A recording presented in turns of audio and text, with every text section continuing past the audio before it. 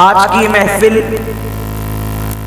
میلاد مصطفیٰ صلی اللہ علیہ وآلہ وسلم کے حوالے سے وراول کی سرزمین پر انعقاد پذیر ہے، اور مجھے برادر ذکر حضرت علامہ سرفراز رضوی صاحب نے جن عناوین کے حوالے سے پابند کیا، اسی مناسبت سے میں نے قرآن مقدس کی چند آیات تلاوت کرنے کا شرف حاصل کیا ہے، اور بعد میں حضرت علامہ حسن رضا صاحب نے جو ہے انہوں نے بھی ایک عنوان کو ساتھ ایڈ کر دیا، میں نے اس کو بھی اس میں شامل کرنے کی سعادت حاصل کرنا ہے، اور میرا اپنا جو دل کہہ رہا ہے میں نے اس کو بھی ساتھ میں کچھ باتیں عرض کرنے کی سعادت حاصل کرنا ہے۔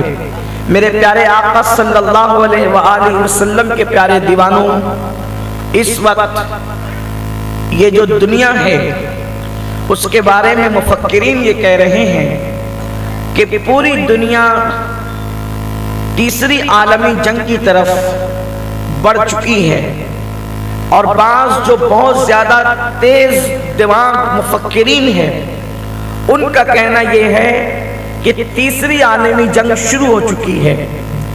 اب ایسے موقع پر ہر مذہب کا انسان اور ہر مذہب کا قائد اور رہنما اپنے مذہب کے لوگوں کو کہہ رہا ہے کہ اس تیسری عالمی جنگ میں ایسی سرخ آندھیاں اٹھے گی اور ایسے سروں کو اچھالا جائے گا، اور لوگ روٹی کے ٹکڑے ٹکڑے کو ایسے ترسیں گے اور محتاج ہوں گے کہ کوئی کسی کا پرسان حال نہیں ہوگا۔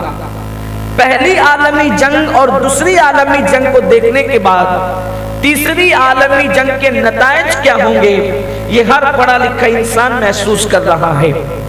ایسے حالات اور ایسے ماحول میں کوئی ڈر اور خوف کی بات کرنے کی بجائے، میں کوئی لڑائی جھگڑے اور فتنے کی بات کرنے کی بجائے، آزمائش کی بات کرنے کی بجائے، آج میں اپنے مسلمان بھائیوں کو، اور صرف مسلمانوں کو نہیں بلکہ دنیا کے دوسرے تمام انسانوں کو یہ بات بتا دینا چاہتا ہوں کہ ایک تیسری عالمی جنگ کا جو ہے وہ گویا کہ اعلان ہو چکا، بلکہ شروعات ہو چکی۔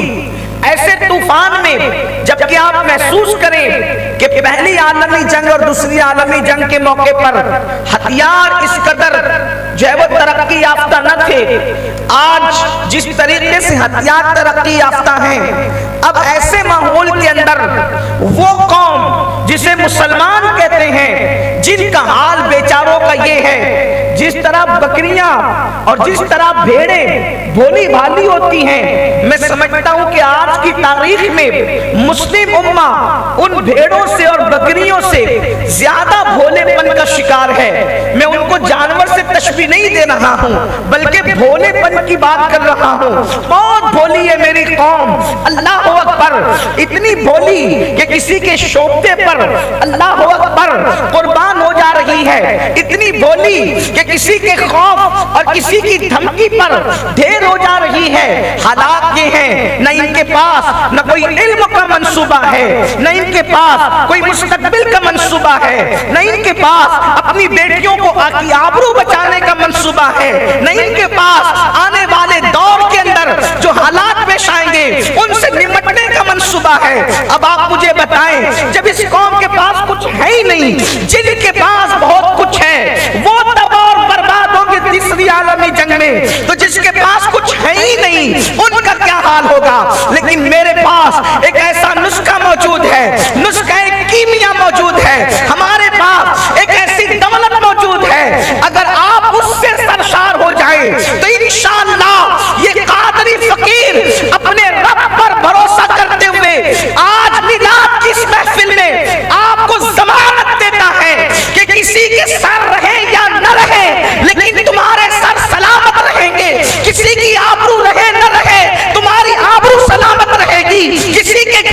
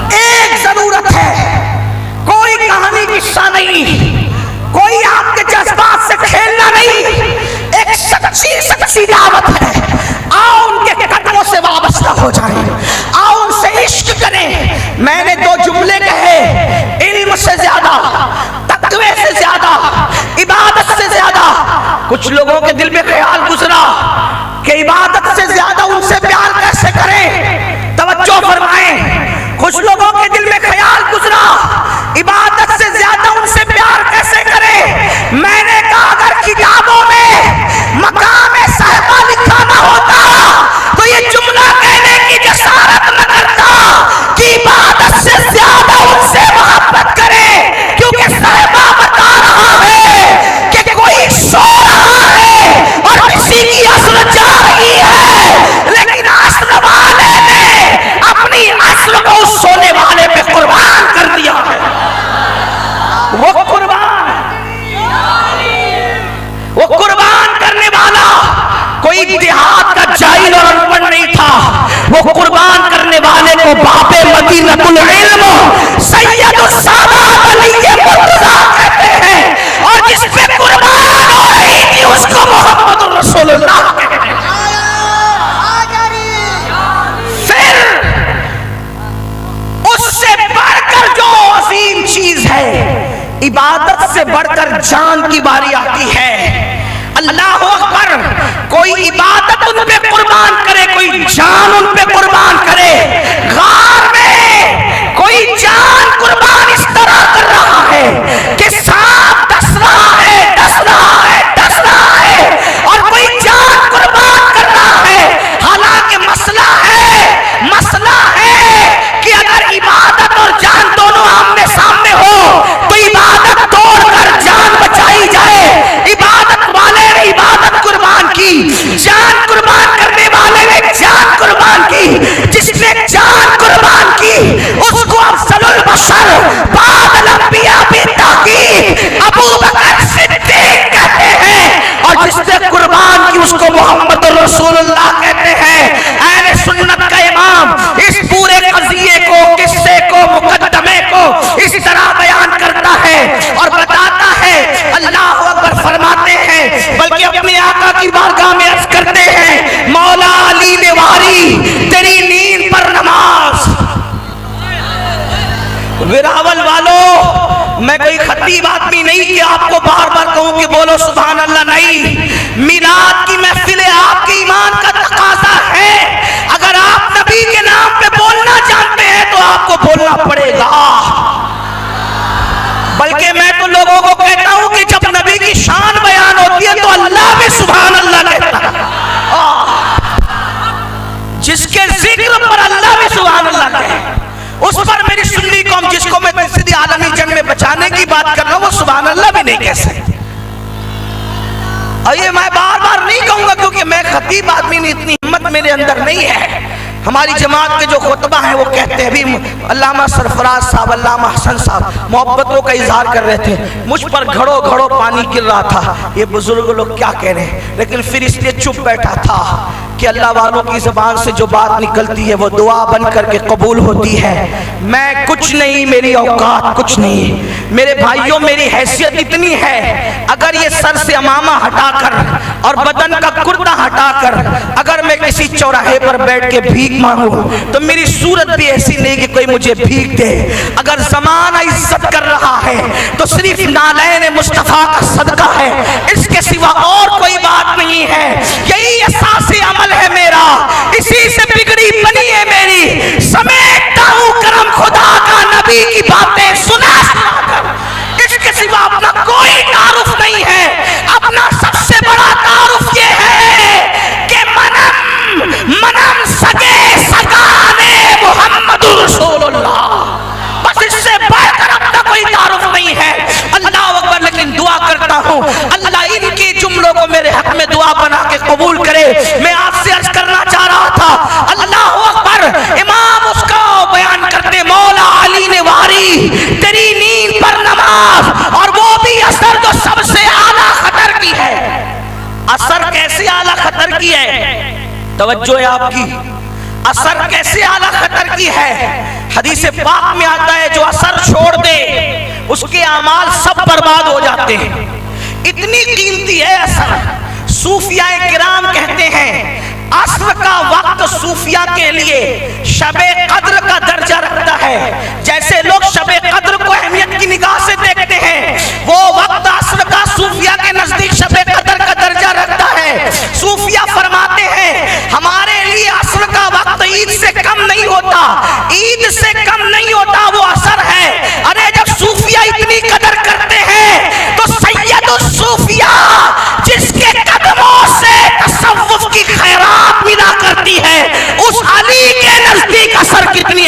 کی حامل ہوگی، لیکن قربان کر دیا۔ میں لمبی نہیں کرنا چاہتا، اصل عنوان کی طرف آنا چاہتا ہوں۔ مولا علی نے واری تیری نیند پر نماز، وہ بھی اثر جو سب سے اعلیٰ خطر کی ہے، صدیق بلکہ غار میں جا ان پہ دے چکے۔ یہی امام احمد رضا کی ندرت ہے، وہ جو بات کرتے اس لہجے میں کرتے، صدیق بلکہ غار میں جا ان پہ دے چکے، اور حفظ جان تو جان فروز و غرر کی ہے، اور تو نے ان کو جان انہیں پھیر دی نماز پر، وہ تو کر چکے تھے جو کرنی بشر کی ہے، اور مسلک اپنا یہ سامنے آتا ہے، ثابت ہوا کہ جملہ فرائض فروغ ہے، اصل اصول بندگی استاد ور کی ہے، اصل اصول بندگی استاد ور کی ہے۔ اب بتاؤ مجھے، میں نے کہا تیسری عالمی جنگ، توجہ کرنا، کتنے بھی دشمن آ جائیں تم محفوظ رہو گے، شرط ہے کہ ان کے قدموں میں آ جاؤ۔ لوگ کہتے ہیں امین القادری وہ کیسے؟ میں نے کہا اتنے بڑے دشمن نے 70 مرتبہ ڈنک مارا مارا مارا مارا، ابو بکر بچے کیسے؟ کیونکہ نبی کے قدموں میں تھے، خدا نے زندگی عطا کی۔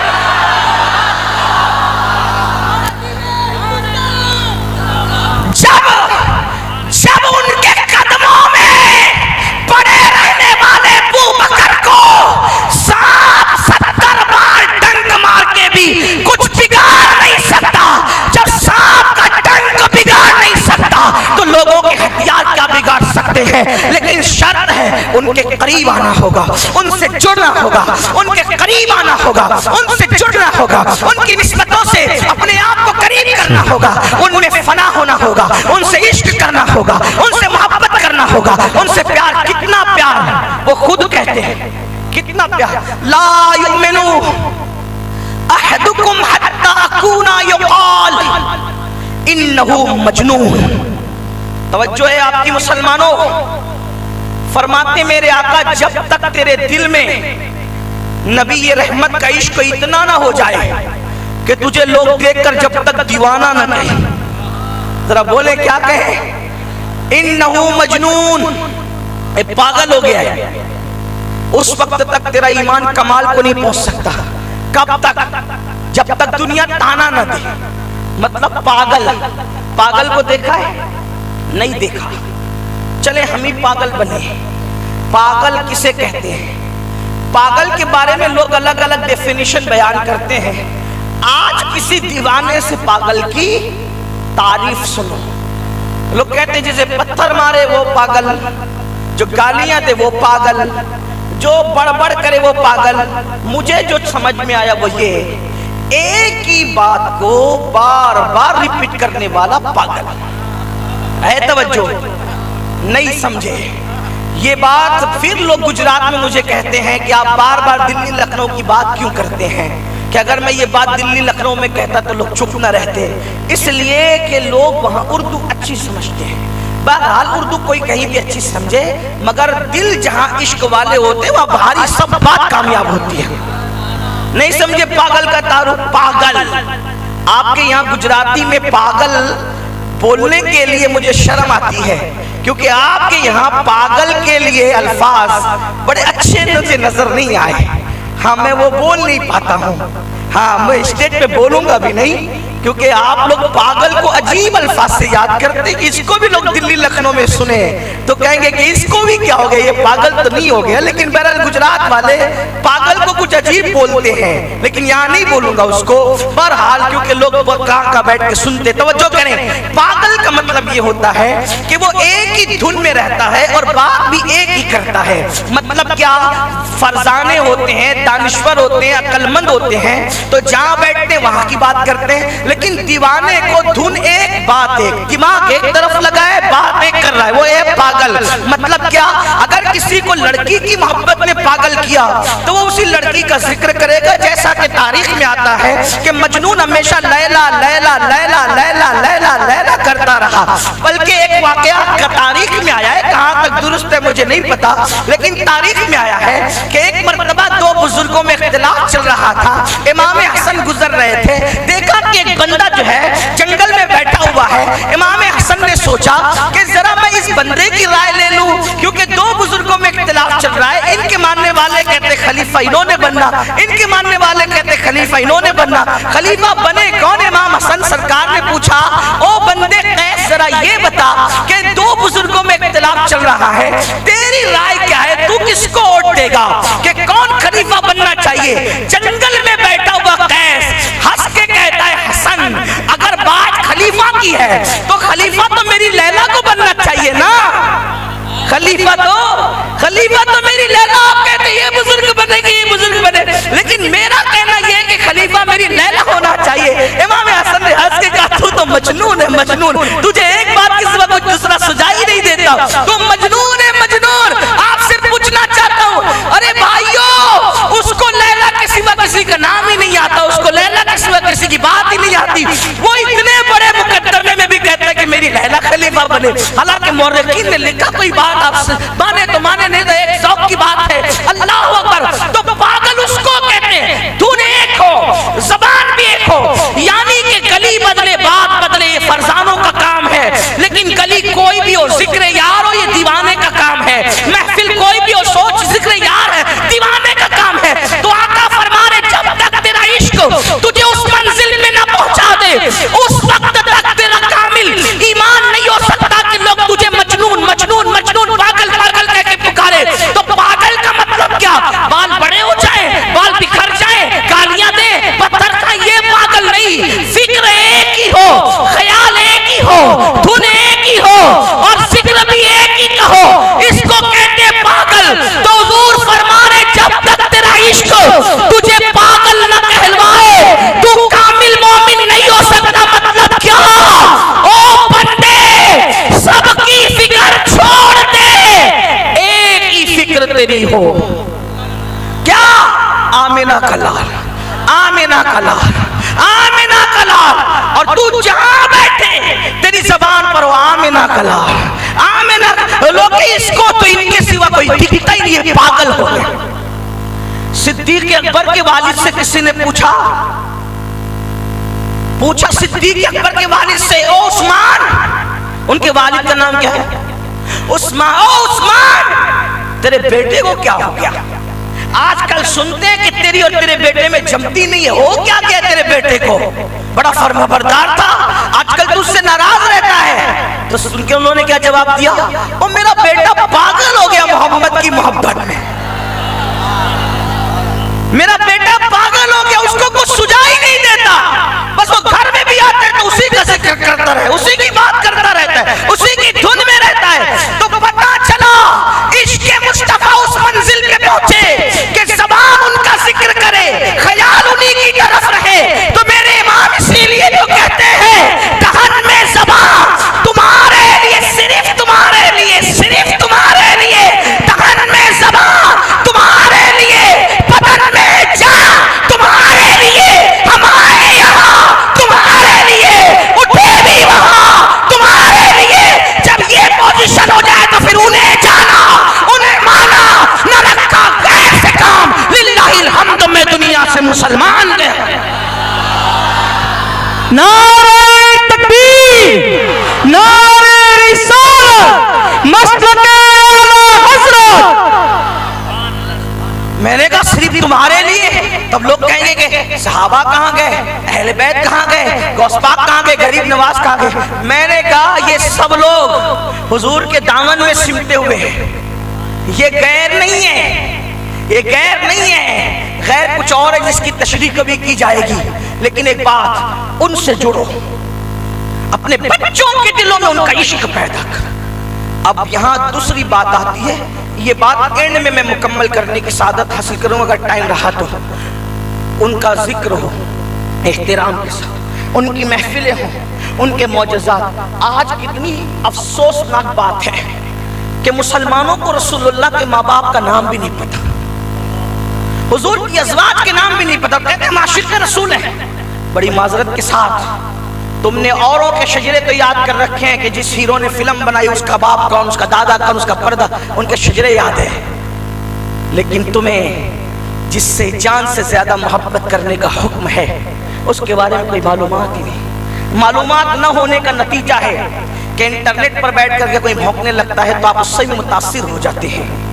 اگر کوئی ان کے علم پہ بات کرے تو متاثر ہو جاتے ہو, ان کی حیات پہ بات کرے تو متاثر ہو جاتے ہو.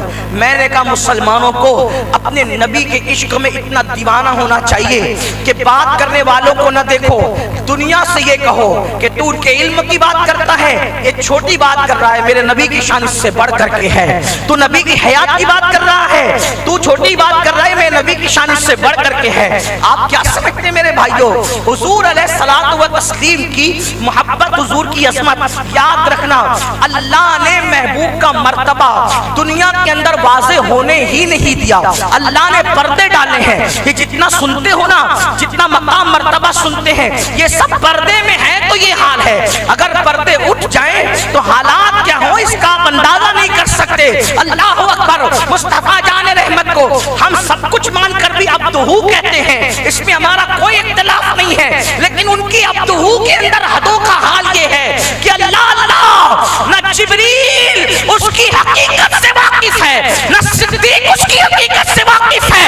سید الملائکہ بھی وہاں تنگ ہے اور سید الصحابہ بھی وہاں تنگ ہے. ہر علم والا خاموش ہے, چپ ہوتا ہے تو ہی صلاحیت پتہ چلتی ہے. وہاں کوئی کچھ بول نہیں سکتا, ورنہ ان کا مقام یہ ہے, ان کی عظمت یہ ہے, ان کی بزرگی یہ ہے کہ وہ خود کہتے ہیں یا ابا بکر لم یعرفنی حقیقتاً غیر ربی. اے ابو بکر, میری حقیقت کو میرے رب کے سوا کوئی نہیں جان سکتا.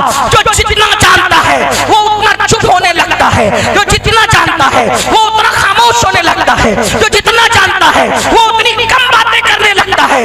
اپنے نبی کی شان کیا ہے میرے بھائیوں, آپ کو بتاؤں. اگر آپ یہ سوچتے ہیں نبی کی شان بیان میں مبالغہ ہوتا ہے, نبی کیا ہے, نبی کی شان کیا ہے, آئیے ذرا دو چار باتیں اس پہ کر لیتے ہیں. دیکھو, جو حضرت عیسیٰ کی شان تھی زبان کے اعتبار سے, عیسیٰ علیہ السلام کی زبان میں جو طاقت تھی, وہ طاقت اللہ نے میرے نبی کی انگلیوں میں اور ہاتھوں میں دیا تھا.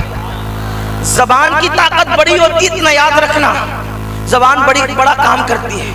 میری انگلیاں تقریر نہیں کر سکتی, زبان کر رہی ہے نا, ہیں صحیح ہے. دشمن کو دوست کون بناتا ہے, زبان. دوستوں کو دشمن کون بناتا ہے, زبان. ہاتھ پیر سے کچھ نہیں ہوتا. اب ذرا توجہ کرنا, جو ہاتھ عیسیٰ پیغمبر, جو حضرت عیسیٰ پیغمبر کی زبان میں طاقت تھی, توجہ کرنا اپنے نبی کی شان. شان پتہ ہوگی تو عشق پیدا ہوگا, شان پتہ ہوگی تو ہی محبت پیدا ہوگی.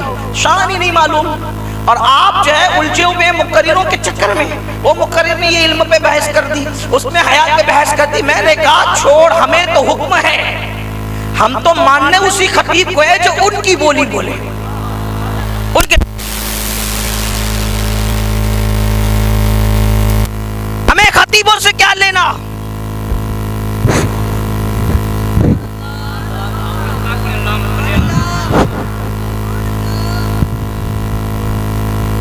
کرنٹ بھی مار,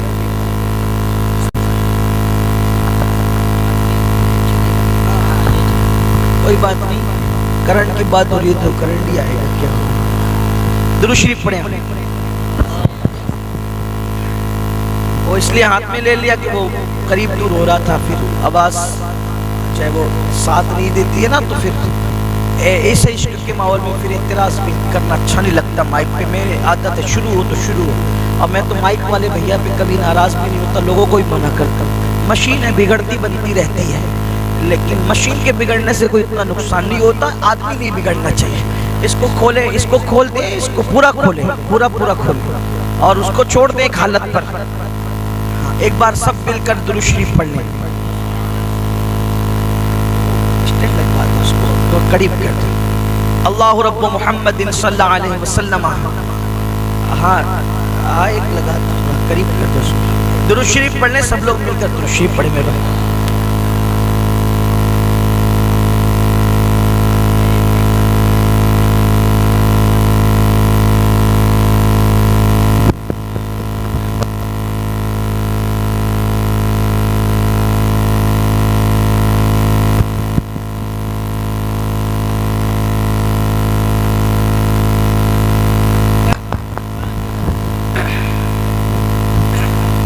درود شریف پڑھے نا, اتنا بڑا مجمع ہے, لاکھوں درود شریف ہو سکتے ہیں, ایک بار درود شریف پڑھے سب مل کر کے. اللہم صلی علی سیدنا و مولانا محمد معدن الجود والکرم و آلہ و اصحابہ و بارک وسلم.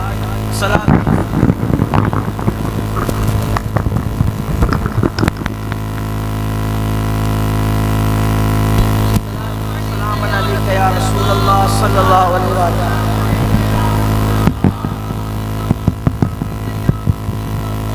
وعلی آلک و اصحابک یا حبیب اللہ.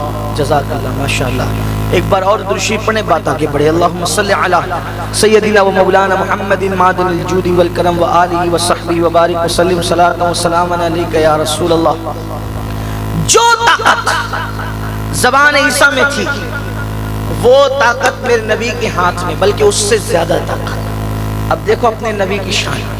حضرت عیسیٰ کہتے ہیں کن باذن اللہ, تو مردہ زندہ ہو جاتا ہے. ٹھیک, یہ طاقت ہے حضرت عیسیٰ کی زبان کی. میرے نبی زبان سے نہیں کہتے, کنکریوں کو صرف پکڑ لیتے ہیں تو کنکریاں کلمہ پڑھنے لگتی ہیں. عیسیٰ کا کن باذن اللہ جان پیدا کرتا ہے, اور ان کا صرف پکڑ لینا کنکریوں میں جان پیدا کرتا ہے. اور دونوں میں فرق دیکھو. عیسیٰ علیہ السلام نے اس کو زندہ کیا, روح تھی نکل گئی پھر لائی, یہ زبان عیسیٰ کا معجزہ ہے. کنکریوں میں تو جان تھی ہی نہیں, صرف پکڑ لیا تو اس کو بولنے کا شعور عطا کر دیا. یہ اپنے نبی کی شان ہے. پھر اس کے بعد آپ دیکھیں, کوئی نبی ان کے برابر نہ ہو سکا ہے, نہ ہو سکے گا. کسی کا مقام نہ ان کے برابر ہے, نہ ہے نہ ہو سکے گا, نہ ہوا ہے نہ ہوگا. سارے اولین اور آخرین, کوئی ان کی طرح ہو نہیں سکتا. ذرا دیکھو حضرت عیسیٰ علیہ السلام دنیا میں تشریف لاتے ہیں. ذرا توجہ کرنا, اب اپنے نبی کی میلاد پڑھنے لگا ہوں. اللہ اکبر, میلاد مصطفیٰ کی محفل ہے. اللہ اللہ. حضرت عیسیٰ دنیا میں تشریف لاتے ہیں. جب آتے ہیں تو ان کی ماں پر تہمت لگی ہوئی تھی. توجہ کریں, حضرت عیسیٰ دنیا میں آتے ہیں, ان کی امی پر تہمت لگی تھی. تہمت کیا تھی کہ معاذ اللہ ثم معاذ اللہ, ان کی ماں پاک نہیں ہے. اس طرح سے گندے لوگوں نے ان پہ تہمت لگائی تھی. مگر عیسیٰ آتے ہیں, توجہ کرنا, عیسیٰ آتے ہیں تو آنے کے بعد ماں پہ لگی ہوئی تہمت کو ختم کرتے ہیں, یہ کہہ کے کہ میری ماں پاک ہے. لیکن جب میرے نبی آئے, میرے آقا آئے, میلاد والے مصطفیٰ جان رحمت آئے, جو لوگ توحید کے پرچہ رکھیں ان سے کہتا ہوں کم از کم توحید کی لاج رکھ کے تو میلاد منا لو. اللہ اکبر. عیسیٰ آئے تو ماں پہ لگی ہوئی تہمت کو دور کیا, لیکن میرے نبی آئے تو پہلا کلمہ کہا لا الہ الا اللہ انی رسول اللہ. اللہ پاک ہے, ماں پر سے تہمت عیسیٰ ہٹاتے ہیں, اور خدا پر سے تہمت مصطفیٰ جان رحمت. کوئی یہ بھی تو دیکھے, انہوں نے آ کے ماں کی پاکی بیان کی. میلاد عیسیٰ میں ماں کی پاکی بیان ہوتی ہے, میلاد مصطفیٰ میں خدا کی پاکی بیان ہو رہی ہے. کہ جو شرک کی تہمت تم نے خدا کو لگا رکھی ہے کہ فرشتے اس کی بیٹیاں ہیں, یہ بت اس کے مددگار ہے. لا الہ الا اللہ. اللہ پاک ہے ان ساری تہمتوں سے. دیکھو آئے تو میلاد والے مصطفیٰ نے توحید پر لگی ہوئی تہمت کو ہٹایا, تو پتا چلا نادان میلاد مصطفیٰ تو توحید کی حقیقت کے اعلان کا دن ہے. اس کے بعد آپ دیکھیں دونوں کی میلادت کا فرق, دونوں کی میلاد کا فرق. توجہ کرنا. اللہ اکبر. عیسیٰ آتے ہیں تو آ کر کہتے ہیں انی عبداللہ, انی عبداللہ, انی عبداللہ. عیسیٰ آ کر کہتے ہیں میں اللہ کا بندہ ہوں, اور وہ آگے کہتے ہیں انی رسول اللہ. توجہ تو کریں نا, توجہ تو کریں نا. لیکن سنیں, عیسیٰ آئے انی عبداللہ کہا, ہمارے آقا انی رسول اللہ کہا. اس کے بعد عیسیٰ آ کر امی کی بات کر چکے. وہ بھی بڑا معجزہ تھا, کوئی چھوٹی موٹی بات نہیں ہے, بڑا معجزہ ہے. کوئی اس میں ہمارے عیسیٰ ہمارے نبی ہے, ایک نبی کی بھی ادنا سی توہین ہمارے یہاں کفر ہے. اور ادنا کی تو بات ہی نہیں ہے، جو توہین ہے وہ ادنا ہے ہی نہیں۔ توہین بہرحال توہین ہے، ہمارے یہاں کوئی توہین کا تصور، دنیا میں صرف اہل سنت ہی ایک مسلک ہے جہاں توہین کا کوئی تصور ہی نہیں، جہاں تعظیم ہی تعظیم کی بات ہے۔ لیکن امی کی بات کی، حضرت عیسیٰ کے میلاد امی کی بات کی، اور میرے آقا توجہ کریں، اللہ پر لگی ہوئی تہمت ہٹایا، اپنی رسالت کا اعلان کیا، اور اس کے بعد جو بات کی رب حبلی امتی، تمہیں اور مجھے یاد کیا، کس کو؟ ہم پاپیوں کو، ہم مجرموں کو، ہم گنہگاروں کو۔ ذرا غور تو کریں کیا کیا؟ رب حبلی امتی۔ آگے میلاد بیان کرنے سے پہلے ایک بات کہنا چاہتا ہوں، سب لوگ اٹینشن ہو کر سننا، ذمہ داری میری ہے حوالے کی، توجہ کرنا۔ اللہ اکبر، پیدا ہوئے رب حبلی امتی کہا، پوری زندگی رب حبلی امتی کہا، قبر انور میں رکھے جا رہے تھے آرام کے لیے، تب بھی ہونٹ ہل رہے تھے، اس وقت بھی صحابہ نے سنا رب حبلی امتی کہا، پیدا ہوتے ہوئے رب حبلی امتی، ساری زندگی رب حبلی امتی، قبر انور میں رب حبلی امتی، اور پھر خود کہتے ہیں قیامت میں جب اپنی قبر سے اٹھوں گا، قیامت کے دن جب اپنی قبر سے اٹھوں گا، اپنے سر سے مٹی جھاڑتے ہوئے، دیکھو بیک گراؤنڈ بھی بیان کیا کہ کیسے اٹھوں گا، فرماتے ہیں قیامت میں اٹھوں گا اپنے سر سے مٹی جھاڑتے ہوئے، اس وقت بھی میری زبان پہ ہوگا رب حبلی امتی، رب حبلی امتی۔ پیدا ہوئے تو یہ کہا، پوری زندگی یہ کہا، وقت وصال یہ کہا، قیامت میں اٹھیں گے تو بھی یہی کہتے ہیں، بلکہ ایک حدیث میں نے کہیں بیان کی تھی، اس کو بھی ساتھ شامل کر لوں۔ اتنا رب حبلی امتی کہتے ہیں کہ میرے آقا علیہ السلام کے بارے میں اگر کوئی آج کی تاریخ میں ہم سے پوچھے اس وقت حضور کیا کر رہے ہیں، ذرا توجہ کرنا، اس وقت حضور کیا کر رہے ہیں، اس وقت حضور کیا کر رہے ہیں، حضور کر کیا رہے ہیں، تو ہم حدیث کی روشنی میں کہہ سکتے ہیں رکھے گئے تھے تو رب حبلی امتی کہہ رہے تھے، اٹھیں گے تو رب حبلی امتی کہتے ہوئے اٹھیں گے، تو آج ہم اس کی روشنی میں یہ کہہ سکتے ہیں کہ وہ ابھی بھی قبر انور میں کہہ رہے ہیں رب حبلی امتی، رب حبلی امتی، رب حبلی امتی۔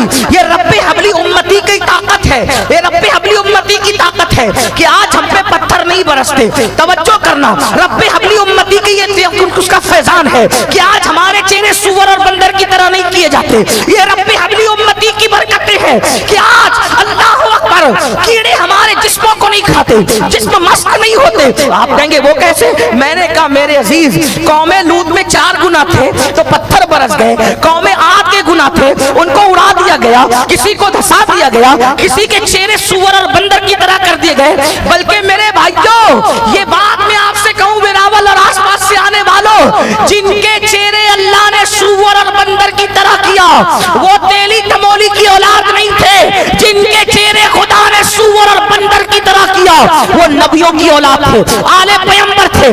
گویا کہ قرآن کہہ رہا ہے کرتوت اچھے نہیں تو ہم نے نبی کی اولاد کا چہرہ بھی سور اور بندر کی طرح کیا۔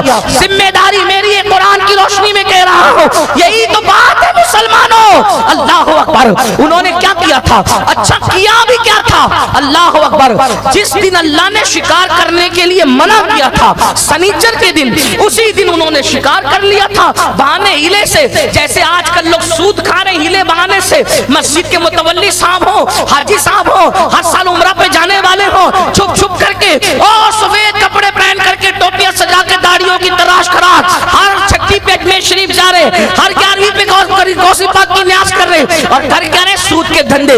اللہ اکبر، سب ایسے نہیں ہے، لیکن لوگ اپنے عیبوں کو چھپانے کے لیے اس طرح کے خوبصورت کام کرتے ہیں۔ ایک صاحب کہتے ہیں مولانا میں اتنی بیواؤں کے گھر چلاتا ہوں، اگر میں سود کا دھندا کروں تو کیا برا ہے؟ ہم نے کہا نادان، بیواؤں کا گھر چلانا تجھ پہ فرض نہیں ہے، لیکن سود سے بچنا تجھ پہ فرض ہے۔ اللہ اکبر، کس نے کہا کہ سود کے دھندے کر کے بیواؤں کے گھر چلاؤ؟ اللہ اکبر، جو سود کا ایک لقمہ کھائے گویا وہ اپنی ماں کے ساتھ 36 مرتبہ زنا کا مجرم ہے۔ اللہ اکبر، لیکن آج ہیلے بہانے سے مولانا ایسا ہے، انہوں نے ویسا کہا، ہم نے انٹرنیٹ پہ پوچھ لیا، وہ فلاں مولانا نے کہا، میں نے کہا جس کو اللہ نے حرام کر دیا کسی مولانا کی طاقت نہیں ہے اس کو حلال کرنے کی، جو مولانا حلال کرنے جائے گا پھر اس کی آخرت کی شامت ہوگی۔ بلکہ ہمارے پاس تو ایسی بھی روایتیں ہیں، ابن حجر مکی لکھتے ہیں کہ سود کھانے والوں پر شب قدر میں بھی عذاب ہوتا ہے، اللہ شب قدر میں بھی اٹھاتا. میری ذمہ داری ابن حجر مکی کا قول میں آپ کے سامنے پیش کر سکتا ہوں، لیکن آپ سوچو رمضان المبارک کی پہلی دوسری رات کی بات، شب قدر میں بھی سود کھانے والوں پہ عذاب ہوتا ہے، ان کی قبروں پہ عذاب ہوتا ہے. تو جیسے آج ہیلے بہانے کر کے سب کر رہے ہیں، کتنا بہانہ ہے مولانا، ٹائم نہیں ملتا نماز کے لیے، یہ بہانہ ہے، بہانہ ہے. میں تو عشق رسول کی بات کر رہا ہوں. اللہ کے رسول نے فرمایا، اس کو سن چکے ہو لیکن اس کو اس اعتبار سے آج سنو. آقا فرماتے ہیں جو نماز چھوڑے گا وہ قارون کے ساتھ قیامت میں اٹھے گا، فرعون کے ساتھ اٹھے گا، حامان کے ساتھ اٹھے گا، ابی ابن خلف کے ساتھ اٹھے گا. 4 نام لیے، فرعون، حامان، قارون اور ابی بن خلف. اس کے ساتھ 4 لوگ. یہ چاروں کون ہیں؟ نبیوں کے سرٹیفائیڈ دشمن. کون نبی کا دشمن ہے کون نہیں ہے آپ اس میں بات حتمی طور پہ نہیں کر سکتے، لیکن یہ 4 کے بارے میں یقینی طور پر ہے کہ یہ نبیوں کے دشمن تھے. فرعون نبی کا ایسا دشمن، دریا میں غرق ہوا. پورا قرآن اٹھا کے دیکھیں، جتنا ذکر بنی اسرائیل میں موسیٰ علیہ السلام اور فرعون کے قصوں پر قرآن میں بیان ہے، اس میں کسی اور کا تذکرہ اتنا نہیں ہے. ٹھیک، فرعون دشمن نبی. قارون یہ بھی موسیٰ علیہ السلام پر اس نے زنا کا الزام لگایا. قارون کزن تھا رشتے میں، لیکن لگایا تھا زنا کا الزام زکوٰۃ بچانے کے لیے. جیسے آج لوگ زکوٰۃ بچانے کے لیے مولویوں پہ مولانا لوگ پہ الزام لگاتے ہیں نا، یہ زکوٰۃ کھا جاتے ہیں. میں نے کہا بالکل تمہاری زکوٰۃ کھا جائیں گے لوگ. وجہ مجھے محبوب الہی یاد ہے. محبوب الہی کا ایک مرید آیا، حضرت میں نے زکوٰۃ نکالی ہے، یہ آپ چاہتا ہوں پیر کے ہاتھ سے کسی کے ہاتھ میں پہنچے. توجہ کرنا، پیر صاحب کے ہاتھ سے پہلے لوگ زکوٰۃ بھی دیتے تھے تو پیر کے ہاتھ میں دیتے تھے، آپ کے مبارک ہاتھ سے پہنچ جائے. ٹھیک ہے، آج کل تو اتنا بھی اعتبار نہیں تھا، اس لیے کہ ڈھونڈا ہی ایسا تھا. تم جانا جیسی روح ویسی فرشتے جیسا خمیر ویسی اٹھان، سب کچھ ہے. میں کسی کا کوئی مخالف نہیں ہوں، میں سب میرے ہیں، لیکن جو غلط ہے تو ہے دوسرے. محبوب الہی سے کہا آپ کے مبارک ہاتھ سے زکوٰۃ دے دے. میں نے زکوٰۃ نکالی. فرمایا بیٹا خانقاہ کے باہر نکل، جو سب سے پہلے نظر آئے نا اس کو دینا یہ زکوٰۃ. تو دیکھا کہ محبوب الہی کے بڑے متقی پرہیزگار مرید تھے، اس کے ہاتھ میں. دوسرے نے دیکھا رے کیا بات ہے، ایسے متقیوں کے ہاتھ میں خانقاہ سے زکوٰۃ جا رہی ہے، غیاث پور کی خانقاہ سے. وہ بھی آیا، حضرت میں نے بھی نکالی ہے، یہ کسی کو دے دے. کہا بیٹا باہر جاؤ، جو پہلے دکھے اس کو دے دینا. شرابی ڈولتے ہوئے آ گئے. پیر کا حکم تھا تو دینا تو پڑے گا نا. دے دیا. منہ اتار کے آیا. کہا کیا ہوا؟ کہا اس کی تو اتنے متقی کے پاس پہنچی اور میری شرابی کے پاس. کہا بیٹا نہ تیرا قصور نہ میرا قصور، بات یہ ہے اس نے جیسا کمایا تھا ویسے کے پاس پہنچا، تو نے جیسے کمایا تھا ویسے کے پاس. تو جو تمہاری زکوٰۃ لے جا کے کھا جاتے ہیں نا، تو یہ دیکھو کہ تم کما کیسے رہے. اگر حلال سے محنت سے کماؤ گے تو پھر سچے علماء کے ہاتھ میں جائیں گے اور قوم کا کام ہوگا. سچے مشائخ کے ہاتھ میں جائیں گے، قوم کا کام ہوگا. لیکن اگر چٹنگ بازی کر کے، دھوکہ کر کے، مکر کر کے، جھوٹ بول کے، فریب کر کے کما رہے ہو تو پھر ایسے لوٹ لوٹ کر کے لے کے جائیں گے. بعض مدرسے تو میں آج تک ڈھونڈ رہا ہوں، خدا جانے فرش پر ہے یا عرش پر ہے یا لامکہ پر ہے، اللہ اکبر. لیکن یہ تمہاری کمائی کا قصور ہے. اس لیے مسلمانوں سورو سدھرو. جیسی روح ہے ویسے فرشتے آتے ہیں، جیسے خمیر ہوتا ہے ویسی اٹھان اٹھتی ہے. پہنچی وہیں پہ خاک جہاں کا خمیر تھا، پہنچی وہیں زکوٰۃ. سدھرو سورو. نماز کے بارے میں کہتے ہو ٹائم نہیں ملتا، وقت نہیں ملتا. سوچو اللہ کے رسول علیہ السلام کا ایک قول، میں زیادہ بات نہیں کروں گا اس پر کیونکہ میرا عنوان میلاد ہے، عشق مصطفیٰ ہے، مجھے اس پہ بات کرنی. لیکن سن لو، قارون نے زنا کا الزام لگایا، زنا کا. توجہ کریں. اور جب موسیٰ علیہ السلام کو جلال آیا تو کہا اس نے مجھ پہ اتنا گندا الزام لگایا. اللہ نے کہا میں نے تجھے اختیار دیا، تو جو چاہے کر اس کے ساتھ. آپ نے جلال میں کہا اس کو دھسا دے. یہ بھی سن لو، میلاد پر اس پر بھی بات آ گئی میرے ذہن میں. توجہ آپ کی، توجہ کریں. میلاد ہے کیا چیز؟ ہاں، سند حدیث پر ذوف کا حکم کوئی لگا سکتا ہے، لیکن یہ بات گڑی ہوئی نہیں ہے، اتنا یاد رکھنا. حضرت موسیٰ کو اللہ نے کہا اس نے تجھ پہ الزام لگایا کلیم، سزا تو دے، میں نے تجھے اختیار دیا۔ آپ نے کہا دھسا اس کو زمین میں، وہ دھسا آدھا کمر تک، تو کہا اچھا مجھے دھسا کے میری دولت پہ قبضہ کرو گے؟ حضرت موسیٰ نے کہا اس کی دولت کس کے سر پہ رکھ دو، ابھی تو ایسے تنہا جا رہا تھا، ساری دولت کی تجوریاں اس کے سر پہ رکھ دی گئی اور وہ دھس رہا تھا۔ اتنا بڑا دشمن ہے قارون، بدترین پاپی۔ لیکن میلاد کی ایک بات آپ کو بتاؤں، ہمارے بزرگوں نے اپنی کتابوں میں لکھا جس دن سے حضرت موسیٰ نے کہا دھسا اس کو زمین، اس دن سے لے کر وہ زمین میں دھستا ہی جا رہا تھا۔ لیکن جب حضور کی ولادت ہوئی تو اللہ نے کہا آج کے بعد یہ نہیں دھسے گا، یہ یہی رہے گا کیونکہ میرا محبوب آ گیا ہے۔ ہائے ہائے ہائے، میلاد مصطفیٰ کی خیرات قارون جیسوں کو فائدہ ملتا ہے۔ ارے نادان، نہ کوئی رشتہ، نہ کوئی قبیلہ، نہ کوئی خطہ، نہ کوئی محبت، نہ کوئی الفت، بس بات اتنی ہے زمین میں دھس رہا تھا، حبیب نے قدم کیا رکھا، سزا تو ہے اس کے لیے لیکن محبوب کے قدم کی برکت سے جہاں تک دھسا وہاں تک دھسا، آج کے بعد نہیں دھسے گا کیونکہ میرا محبوب زمین پر آ رہا۔ کوئی تعلق نہیں ہے، پھر بھی اس کے بعد میلاد کی برکت کس کو مل رہی ہے؟ یہ میلاد ہے۔ جب قارون جیسے پا رہے ہیں تو غلاموں کے کیا مقام، غلاموں کے کیا مقام ہوں گے؟ بہرحال قارون دشمن رسول، فرعون دشمن رسول، حامان دشمن رسول، اور ابی بن خلف تو اتنا بدترین انسان، رحمت للعالمین نے کسی کو قتل نہیں کیا، لیکن حضور علیہ السلام نے ایک ہی آدمی اپنی پوری زندگی میں قتل کیا ہے، پوری ظاہری حیات میں ایک ہی بندہ قتل کیا ہے، اس کا نام ہے ابی بن خلف، اور وہ بھی قتل کیا تو شان رحمت للعالمین کے ساتھ، صرف نیزہ لے کے اس کو چبا کر کے چھوڑ دیا، پورے میدان میں اچھلتا پھرتا تھا۔ ابو جہل نے کہا تو عورت تو نہیں ہو گیا، انہوں نے تو نیزہ ہی چبایا ہے اور اتنا اچھل رہا ہے، تو کہا تجھے چباتے تو پتہ چلتا کہ ان کے نیزے کا حال کیا ہے۔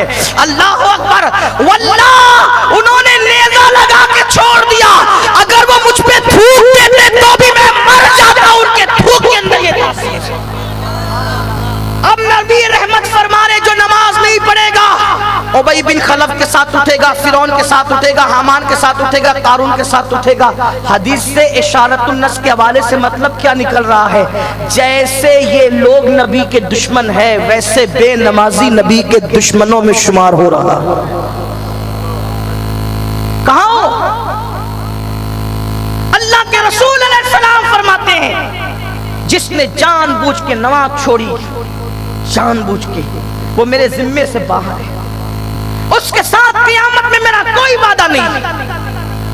اللہ پاک فرماتا ہے جس نے جان بوجھ کے نماز چھوڑی وہ میرے عہد سے باہر ہے، اس کے ساتھ کوئی عہد نہیں ہے، وہ عہد سے باہر ہے۔ یہاں تک فرمایا گیا جو دنیا میں نماز، اللہ اکبر، کیا بات کہوں آپ سے، حدیث پاک میں آتا ہے جو نماز پڑھتا ہے، توجہ کریں، جو نماز پڑھتا ہے رکوع سجود صحیح نہیں کرتا، تو حدیث پاک میں آیا کہ جو نماز پڑھتا ہے مگر رکوع سجود صحیح نہیں کرتا تو ڈر ہے مرے گا تو کافر ہو کے مرے گا۔ نماز پڑھتا ہے مگر رکوع سجود صحیح نہیں کرتا، اس میں چوری کرتا ہے، آدھا اٹھتا ہے آدھا بیٹھتا ہے، جب وہ مرے گا تو خوف ہے کہ کافر ہو کے مرے گا۔ نماز پڑھتا ہے صحیح نہیں پڑھتا، اس کے کفر کے خاتمے کا اندیشہ ہے۔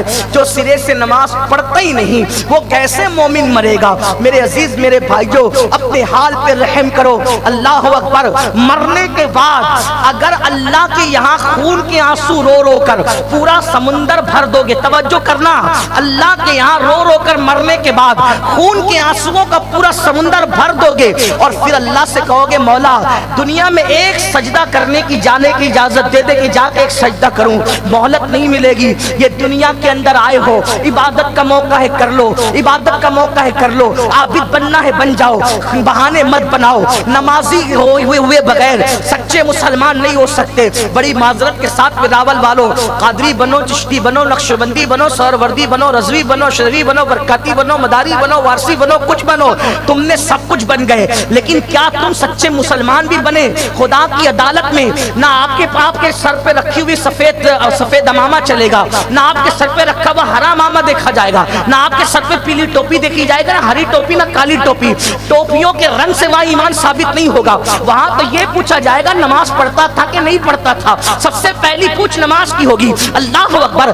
टोपियों के मामले में इतनी शिद्दत है, कलर के मामले में, क्या नमाज के बारे में भी वही शिद्दत है? फजर में सोते पड़े हो? अल्लाह के रसूल अलैहिस्सलाम फरमाते हैं जो मुझसे इश्क का दावा करे, जो इश्क का दावा करे, आका फरमाते जो इश्क का दावा करे पूरी रात सोता रहे, मैं मोहम्मद ऐलान करता हूं कि वो झूठा है, झूठा।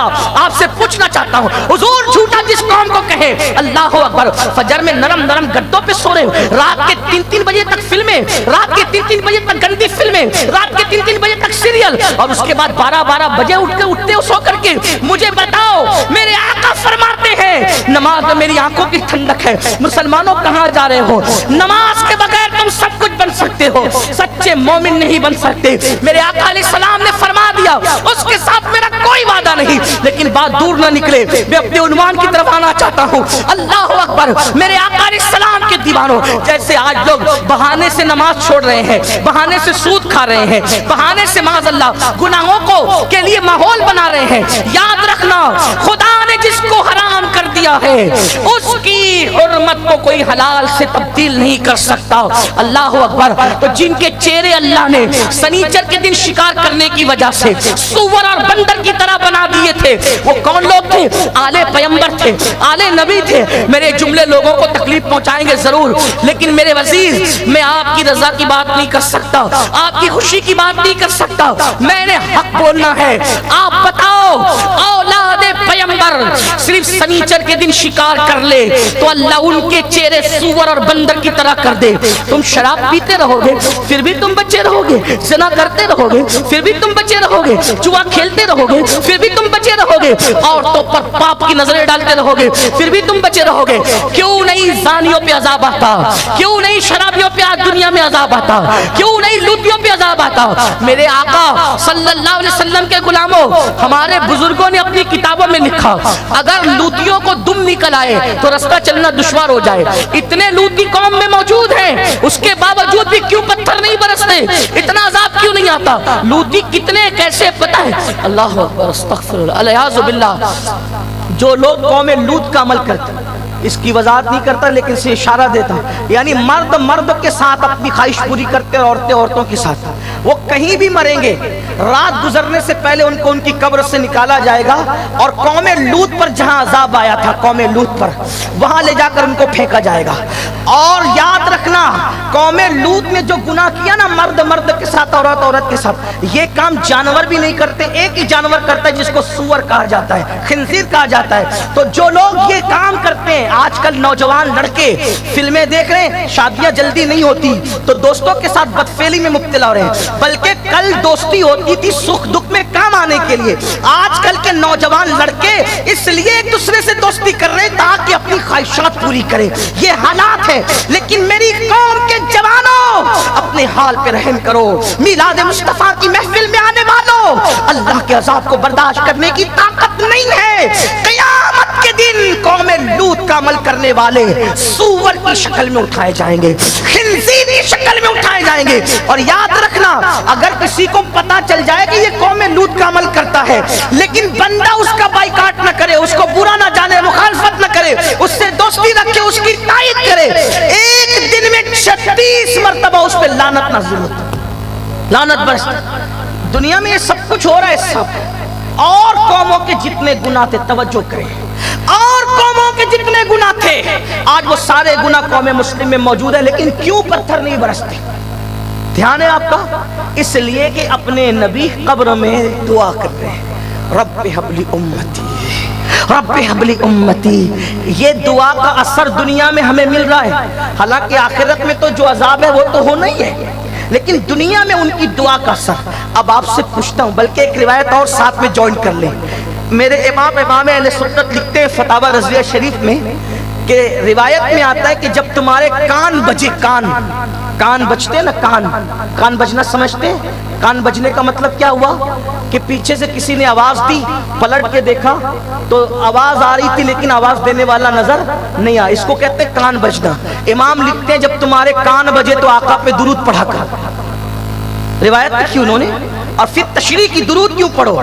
کیونکہ آقا جو قبر میں دعا کر رہے ہیں نا، رب حبلی امتی، رب حبلی امتی، رب حبلی امتی، اللہ کسی بندے پر کرم کرتا ہے اور حضور کی وہ آواز جو آسمان کی طرف اٹھ رہی ہے وہ کسی بندے کے کان میں چلی جاتی ہے، حضور کی آواز، تو اس کو لگتا ہے کہ کان بج رہے، کان نہیں بجتے بلکہ مصطفیٰ جان رحمت کی وہ آواز تجھے سنائی دے رہی ہے، اپنے آقا کی آواز تجھے سنائی۔ اب بتاؤ میرے بھائیوں، میرے آقا نے رب حبلی امتی کا اتنی محبت کی، وہ جو جملہ مجھے پڑھنا تھا اب وہ جملہ آ رہا ہے۔ علامہ نقی علی خان اعلیٰ حضرت کے والد امام المتکلمین لکھتے ہیں، اب یہ جملہ اتنی لمبی تقریر کیا، پیدا ہوئے تو رب حبلی امتی، پوری زندگی رب حبلی امتی، بوقت وصال رب حبلی امتی، قبر میں رب حبلی امتی، اٹھتے وقت رب حبلی امتی، یہ ہے ان کی محبت۔ امام المتکلمین لکھتے ہیں کہ اللہ کے رسول، دھیان دیں کچھ یاد رہے نہ رہے یہ جملہ گھر جا کے سوچنا، اللہ کے رسول اپنی امت سے کتنا پیار کرتے ہیں، کتنا کرتے ہیں، اندازہ ہے کوئی؟ اب وہ لکھ رہے ہیں، بڑے صوفی تھے، بڑے بزرگ تھے، انہوں نے لکھا، کیا لکھا؟ وہ لکھتے ہیں کہ اللہ کے رسول اپنی امت سے، اچھا امت میں کسی کا نام نہیں، یعنی صدیق اکبر سے لے کر امام مہدی کے دور تک ہر امتی جو ایمان لے آیا کتنا پیار کرتے ہیں، اندازہ کر لو دماغ میں کہاں تک سوچ سکتے ہو تم لوگ، سوچ لو۔ لیکن اب سنو اللہ کے ایک برگزیدہ بندے کا لکھا ہوا قول، اور انہوں نے اپنی مرضی سے نہیں لکھا، بزرگوں کا قول انہوں نے لکھا، اللہ کے رسول اپنی امت سے اتنا پیار کرتے ہیں جتنا یعقوب علیہ السلام حضرت یوسف علیہ السلام سے کیا کرتے تھے، اس سے زیادہ محبت، جتنی محبت یعقوب علیہ السلام کے دل میں یوسف علیہ السلام کی تھی، اس سے زیادہ محبت میرے آقا اپنی امت سے کرتے ہیں۔ اب آپ سے پوچھنا چاہتا ہوں، آپ کہیں گے یہ کیسے؟ میں نے کہا ایک تو یہ ہو گئی کہ جب یعقوب علیہ السلام پیدا ہوئے تب ذکر یوسف نہیں کیا، اور جب وصال یعقوب ہوا تب ذکر یوسف نہیں کیا، لیکن یہ کیا مصطفیٰ جان رحمت کی شان ہے، پیدا ہوئے تو امت کا ذکر کیا، بوقت وصال پوری زندگی امت کا۔ اب آپ سے پوچھتا ہوں، جو نبی یعقوب علیہ السلام یوسف علیہ السلام سے جتنا پیار کرتے ہیں اس سے زیادہ پیار اپنی امت سے کریں، بلکہ قرآن کی ایک آیت کی روشنی میں تو یہاں تک لکھا ہے، اللہ فرماتا ہے محبوب کیا آپ ان کے لیے اپنی جان گنوا دیں گے، آپ ان کے لیے اپنی جان قربان کر دیں گے؟ اس آیت کی تشریح کرتے مفسرین نے لکھا کہ میرے آقا تو اپنی جان سے زیادہ، اپنی جان سے زیادہ اپنی امت سے محبت کرتے ہیں۔ اب سنیو تم سے پوچھنا چاہتا ہوں، جو رسول ہم سے اتنی محبت کریں ان کو صلے میں ہم دے کیا رہے ہیں؟ صلہ کچھ دے بھی نہیں سکتے، دے کیا رہے؟ کیا دے رہے ہیں؟ دکھ، تکلیف، اذیت، ہاں، حالانکہ ان کے بارے میں ہمارا عقیدہ ہے تم کو غم سے کیا تعلق، بے کسوں کے غم زدہ ہو، لیکن یہ امتیوں اپنے نبی کا دل دکھا رہے ہو، اپنے نبی کو تکلیف پہنچا رہے ہو، اپنے نبی کو اذیت پہنچا رہے ہو۔ میرے آقا فرماتے ہیں ہفتے میں 2 دن تمہارے اعمال میرے سامنے پیش کیے جاتے ہیں، جب میں تمہاری نیکیاں دیکھتا ہوں تو خوش ہوتا ہوں، اور جب میں تمہارے گناہ دیکھتا ہوں تو میرا دل ٹوٹتا ہے۔ یہی عشق ہے، یہی عشق کریں گے۔ آؤ گفتگو سمیٹتے ہوئے آخری بات سن لو، جنہوں نے عشق کیا، عشق ان کو خیال کتنا تھا۔ میرا دل تو چاہتا کہ میں میلاد پڑھوں، لیکن وقت کی جو ہے وہ نزاکت کو دیکھتے ہوئے ٹائم پر ہمارے علامہ سرفراز صاحب بڑے پابند ہیں وقت کے، اور یہ جب بھی ان کی محفل میں ہم آتے ہیں تو ٹائم پہ گفتگو شروع، ٹائم پہ ختم۔ کہا تھا کہ 11 بجے بیان شروع کریں گے، لیکن 10:52 میں گفتگو شروع کروا دی، تو میں بھی اپنے ٹائم پہ بات مکمل کر لوں گا۔ توجہ کرنا، صرف یہ میرے دل کا درد ہے، خواتین کی بھی توجہ۔ یہ جو میری بہنیں سیریل دیکھ کر، فلمیں دیکھ کر، سیریلوں میں جیسے شادی شدہ عورتیں کسی سے آنکھیں لڑا رہی ہیں، ویسے آج ماحول بن چکا ہے۔ وراول کا ماحول ایسا نہیں ہے، ہندوستان کا بھی ایسا نہیں ہے، لیکن کان تک باتیں آ رہی ہیں۔ عورتیں شوہر رکھ کر، دوسروں کے ساتھ افیئر صرف سیریل کی وجہ سے، اور یہی سیریل میاں بیوی دونوں ساتھ میں بیٹھ کے دیکھتے ہیں. گندگی کیا؟ یہ کہیں اور الجھا ہوا، یہ کہیں اور الجھا. یہ ہنسنے کی بات نہیں. جس قوم کے اندر اس طرح گندگی ہوگی کہ شادی کے بعد بھی اس قوم کے مستقبل کا کیا ہے؟ اس قوم کا مستقبل کہاں ہے؟ اور سن لو، جو عورتیں اور جو مرد شادی شدہ ہونے کے بعد بھی ادھر ادھر منہ مارتے ہیں، قیامت کے دن ان کے سامنے سڑا ہوا گوشت رکھا جائے. ایک صوفی بزرگ کا قول نظروں کے سامنے آیا تو دماغ کی نسیں پھولنے لگی. انہوں نے لکھا کہ جو دنیا میں زنا کرتے ہیں وہ قیامت کے دن بھی زنا کرتے کرتے اٹھیں گے. میں سوچتا ہوں گھر کا چپراسی اگر کسی کو زنا کرتے دیکھ لے تو آدمی پانی پانی ہو جاتا ہے. وہاں کروڑوں کے مجمع میں جب زنا کی کیفیت میں لوگ اٹھیں گے تو اللہ کو منہ کیا دکھائیں گے؟ سیریلوں کی وجہ سے اتنی گندگی. کہاں تو عورتوں کا تقدس یہ تھا، عورتوں کی طہارت اور پاکیزگی کا عالم آج بھی ہے، لیکن باتیں سننے میں آ رہی تو باتیں کہنی پڑتی ہے. یہ تھا عورتیں بھوک سے مر جاتی تھی لیکن آبرو کا سودا نہیں کرتی. آج بچوں کو پالنے کے نام پہ، آج غربت کے بہانے کے نام پہ بچیوں کو کیا ہو گیا؟ یہ صرف سیریل کی گندگی ہے، ماحول کی گندگی ہے. اور یاد رکھنا، زنا کا اور پاپ کا جو عذاب قدرت کی طرف سے ملے گا وہ کسی جسم میں طاقت نہیں کہ اٹھا سکے. دنیا کے اندر اپنے حسن پر خوب گھمنڈ کر لو، خوب اترا لو، جسم کی خوب نمائش کر لو، مگر سن لو جو اللہ کی طرف سے عذاب ہے، ان بطش ربک لشدید، تیرے رب کی پکڑ بڑی سخت ہے، اللہ کی پکڑ سے نہیں بچو گے. ان عذاب ربک لواقع ما لہ من دافع، تیرے رب کا عذاب آ کر رہے گا، اور جب اللہ کا عذاب آئے گا تو کوئی اللہ کے عذاب کو ٹالنے والا تو نہیں پائے گا.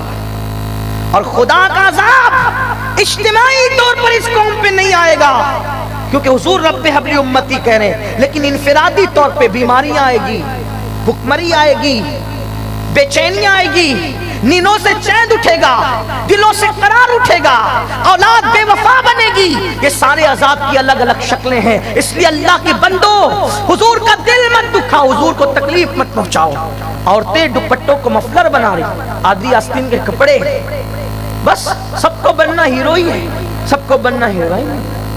یہ کیا گندگی ہے؟ اور پہلی بات یہ ہیرو ہیروئن ہے، ارے اصل ہیرو تو یہ لوگ بیٹھے ہوئے ہیں، یہ دین کے اسٹار ہیں. وہ جو اسکرین پر آ کے زنا کرتے ہیں تم ان کو آئیڈیل بنا رہے ہو. ہمارے مذہب میں تو اتنی پابندی ہے، میرے آقا نے فرمایا عورت خوشبو اگر لگائے تو خوشبو ایسی لگائے کہ اس کی خوشبو ظاہر نہ ہو. جو عورت ایسی خوشبو لگا کے نکلے جس کی خوشبو ظاہر ہے اور لوگ اس کی طرف متوجہ ہو، اگرچہ اس نے زنا نہیں کیا لیکن قیامت کے دن وہ زانی عورت کی حیثیت سے اٹھائی جائے گی، وہ زانیہ کی حیثیت سے اٹھائی جائے گی جو ایسے خوشبو لگا کے نکلتی ہے جس کی خوشبو پھیلتی ہے اور اس کی نیت یہ ہے کہ لوگ اس کی طرف متوجہ، وہ زانیہ کی حیثیت سے اٹھائی جائے گی. سوچو تو صحیح. اللہ کے رسول علیہ السلام فرماتے ہیں میں نے جہنم میں معراج کی شب دیکھا کہ لوگ اس پہ ابل رہے ہیں، ان کی چمڑیاں آگ کی کینچی سے کاٹی جا رہی ہے. میں نے پوچھا کون ہے؟ کہا یا رسول اللہ آپ کی امت کے وہ لڑکے اور لڑکیاں ہیں جو اس لیے بن سنور کے نکلتے تھے کہ لڑکوں کو لڑکیاں دیکھیں، لڑکیوں کو لڑکے دیکھیں. کپڑے اس لیے نہیں پہنے جا رہے اللہ ماشاءاللہ کہ میں جاؤں گا تو عزت کے ساتھ بیٹھوں گا، اچھا لگوں گا، یہ نہیں کہ کوئی مجھے دیکھے اور میرے فریب میں مبتلا ہو. یہی رہ گیا حضور کے امتی کہلانے والوں، یہی رہ گیا. حضور کے دل پہ کیا گزرتی ہوگی سوچو تو صحیح نا، ذرا غور تو کرو. ارے موسیٰ علیہ السلام کو کہا جاتا ہے کہ یہ آپ کا دشمن ہے، آپ اس کو جو چاہے سزا دے. موسیٰ علیہ السلام قارون کے لیے کہتے ہیں اس کو زمین میں دھسا دے. لیکن میرے نبی کے دل میں کافروں کے لیے بھی کتنی نرمی ہے. جب طائف کی وادیوں میں حضور پہ پتھر برسا دیے گئے تو اللہ نے حضور کو بھی کہا محبوب آپ ان کے بارے میں جو چاہے فیصلہ کریں. حضور نے کہا میں ان کو جو وہ عذاب کی بات نہیں کرتا، میں تو کہتا ہوں ان کو رکھا جائے کیونکہ میں رحمت بن کر کے آیا ہوں. یہ ایمان نہیں لاتے، ان کی آنے والی نسلیں ایمان لائیں. دیکھیں نا ذرا یہ ذرا. اور ایک بات آپ سے ہائے ہائے ہائے ہائے، جنہوں نے پتھر برسائے تھے حضور نے ان کے لیے دعا کی. توجہ، جنہوں نے پتھر برسائے حضور نے ان کے لیے دعا کی، اور جو لوگ نماز نہیں پڑھتے حضور نے ان پہ لعنت کی۔ یعنی جو حضور کے جسم کو چھلنی کرے حضور ان کے لیے لعنت نہیں کر رہے ہیں، جو حضور کے دندان شہید کرے حضور ان پہ لعنت نہیں کر رہے ہیں۔ کس پہ؟ بے پردہ گھومنے والی عورت پہ لعنت، بے نمازی پہ حضور لعنت کر رہے ہیں۔ میں سوچتا ہوں جس پہ رحمت للعالمین لعنت کرے اس کا انجام کیا ہوگا؟ چند دن ہے یہ دنیا، چند دن، زیادہ نہیں رہنا یہاں۔ یہ دنیا کی رانائیاں، یہ چمک، یہ دھمک، یہ لمبی لمبی آپ کی کاریں، یہ اچھے مکانات، نرم نرم گدے، یہ سب چند دن کے لیے ہے۔ جس دن موت سے آنکھیں بند ہوگی میرے بھائی، کوئی قبر پہ فاتحہ پڑھنے لگے۔ ابھی وہ ایک تصویر چل رہی تھی برج خلیفہ بنانے والوں کی قبر لوگوں نے بتائی نا، انجام نہیں پتا وہ کتنا اچھا تھا کتنا برا تھا مجھے کچھ بھی نہیں معلوم، لیکن میں نے دیکھا واٹس ایپ پر، میری آنکھ میں آنسو آ گئے۔ اتنی بڑی عمارت بنانے والا، اس کی قبر کا کیا حال ہے کوئی فاتحہ پڑھنے والا؟ ایک دن فاتحہ کے لیے ترسو گے، ایک دن مغفرت کی دعا کے لیے ترسو گے۔ قبر کی تنگ اور تاریک وادی میں کوئی کام نہیں آئے گا، آمینہ کا لال میلاد والے مصطفیٰ کام آئیں گے۔ اس لیے ان کا دل مت دکھاؤ، ان کو تکلیف مت پہنچاؤ۔ تو میرے بات جو آخری ختم کرنے چلا تھا وہ یہ، عشق کا دعویٰ ہے کچھ نہیں، نہ نماز نہ عبادت، داڑیاں مڈا کے کٹروں پہ حضور کا دل دکھائے۔ حضور کا میں تو سوچتا ہوں تو مجھے حیرت ہوتی ہے، جو ماں کا دل دکھائے مرتے وقت اس کی زبان پہ کلمہ نہیں آتا، جو حضور کا دل دکھائے ان کے منہ پہ کیسی امت ہے۔ وہ تو پتھر سے جسم چھلنی کرتے تھے، ہم گناہوں سے دل چھلنی کرنے آ گئے، اسی دل کے لیے پیدا ہوئے تھے۔ اگر واقعی میری قوم کے جوانوں دلوں میں عشق مصطفیٰ ہے تو میں آج آپ کے عشق کا آپ کو واسطہ دے کر کہتا ہوں، وہ خدا ہو کر جب محبوب کی محبت میں قبلہ بدل دیتا ہے تو تم امتی ہو کر اپنی زندگی کیوں نہیں بدلتے؟ آج عہد کرو، وعدہ کرو میلاد کی محفل میں، یا رسول اللہ ہر وہ چیز جو آپ کو تکلیف پہنچاتی ہے، ہر وہ چیز جو آپ کو تکلیف پہنچاتی ہے ہم اس کو چھوڑ دیں گے۔ ورنہ یاد رکھنا، بات میں اختتامی کرنے چلا تھا لیکن ایک جملہ آپ کو کہہ کر آگے بڑھنا چاہتا ہوں، توجہ۔ ورنہ وہ اتنے غیرت مند ہیں، وہ رحمت والے ہیں تو وہ غیرت والے بھی ہیں۔ قبر میں کوئی کام، کوئی بھائی، کوئی بہن، کوئی رشتہ ناتا کچھ کام نہیں آئے گا۔ ایک ہستی ہے میرے بھائی، بس ایک ہستی جو کام آئے، ایک ہستی جو یوسف علیہ السلام کے لیے یعقوب علیہ السلام کے دل میں جو محبت تھی اس سے زیادہ، بلکہ اپنی جان سے زیادہ ہمیں چاہتے ہیں۔ جب سب چھوڑ کر چلے جائیں گے نا، حضور آئیں گے قبر میں، اس پر میری قوم نعرہ لگاتی ہے تو میں سوچتا ہوں کہ حضور قبر میں آئیں گے تو میرا ہوگا کیا؟ کیونکہ وہ رحمت والے ہیں تو وہ غیرت والے بھی ہیں۔ بتاؤں؟ سن لے بس، گھر جا کے سوچنا، کوئی تفسیرہ نہیں کرتا۔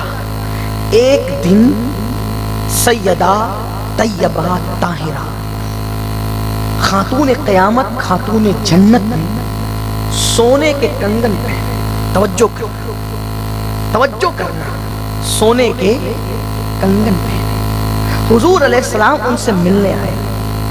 میرے آقا ایک دن میں کئی بار آتے تھے، جب سیدہ کے ہاتھوں میں سونے کے کنگن دیکھے حضور علیہ السلام ملنے کی بجائے بغیر ملے واپس چلے گئے۔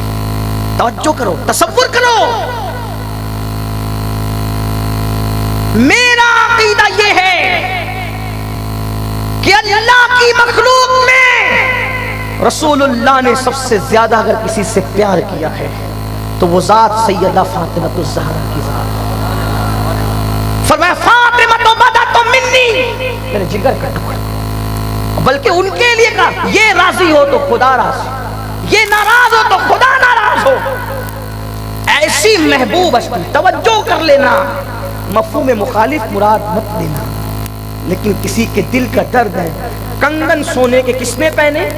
سیدہ نے، سب سے چہیتی لاڈلی شہزادی، جس کے قریب سے کبھی گناہ گزر کے بھی نہیں جا سکتا، کبھی خطا گزر کے بھی نہیں جا سکتی، جو گناہوں سے خطاؤں سے محفوظ کر دی گئی ہو۔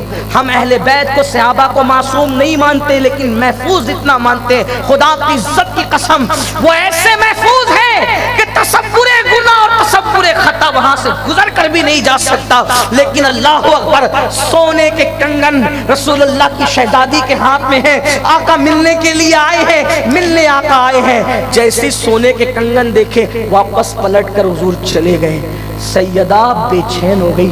बाबा का मिजाज जानती थी, सोना औरतों पे हलाल है, सब औरतों पे हलाल है। दलील बिल्कुल वाज़ेह हुजूर ने औरतों के लिए 1 किलो नहीं 5 किलो पहने, 10 किलो पहने, 15 किलो पहने, पूरी सोने में लद जाए, कोई एतराज नहीं। लेकिन शहजादी ने सोने के कंगन पहने। हुजूर पलट कर वापस गए। क्यों? ना गुनाह था, ना खता थी, कुछ नहीं था। सिर्फ ये था, हुजूर अपनी शहजादी को जिस मनसब पर देखना चाहते थे। कनाअत वाले बाप अपनी शहजादी को कनाअत में देखना। जैसे ही सोचा हुजूर वापस गए, गुलाम को बुलाया, कंगन उतारे, ले जाओ मदीने के गरीबों में तकसीम कर दो इसको। हुजूर आए, बाबा आप चले गए। फरमाया बेटी मैं तुझे इस हालत में नहीं देखना चाहता था, तेरे हाथ में मैं सोने के कंगन नहीं देखना चाहता था, क्योंकि तेरी शान ये नहीं। हम तो वो लोग हैं, दुनिया वालों के लिए दुनिया की नेमत है मोहम्मद और आले मोहम्मद के लिए आखिरत की नेमत है मेरी बेटी। मैं तेरे हाथ में सोने के कंगन नहीं देखना चाहता था। मैं तो तुझे अपने बाबा के कदम पर एक दिन खाएंगे, एक दिन भूखे रहेंगे, खाएंगे शुक्र करेंगे, भूखे रहेंगे सब्र करेंगे। अब मैं तुमसे पूछना चाहता हूं गिरावल वालों, इतनी महबूब शहजादी, इतनी महबूब कि दुनिया से जाते हुए कह रहे हैं सबसे पहले तुझे बुलाऊंगा। जब मैं ये रिवायत पढ़ता हूं तो मैं कहता हूं या रसूल अल्लाह, इतनी मोहब्बत कि यहां भी नहीं रहे उनके बगैर, वहां भी नहीं, अपनी अहले बैत में सबसे पहले उन्हीं को बुलाया। इतनी मोहब्बत, इतनी मोहब्बत, लेकिन हाथ में सोने के कंगन देखे पलट कर चले गए। अब जब ये मुझे ख्याल आता है सबसे महबूब हस्ती, उनके हाथ में अगर सोने के कंगन देखे तो पलट कर वापस चले जाएंगे, कब्र में वो आएंगे।